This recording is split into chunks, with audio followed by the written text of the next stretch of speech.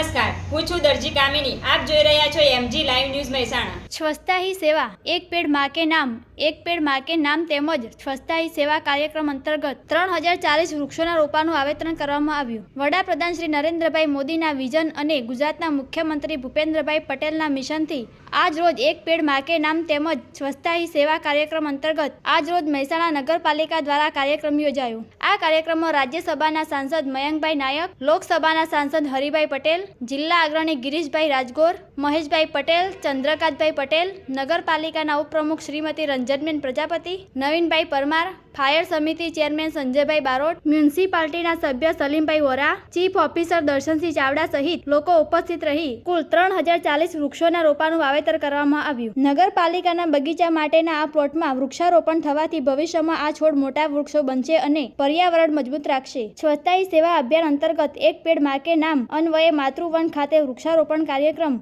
મહેસાણા નગરપાલિકાના TP 4 અને plot number 98 નગરપાલિકા ડમ્પિંગ સાઇટના પાછળના ભાગે શોભાસન રોડ ખાતે રાખવામાં આવ્યો હતો. રિપોર્ટર ચેતન પટેલ, મહેસાણા.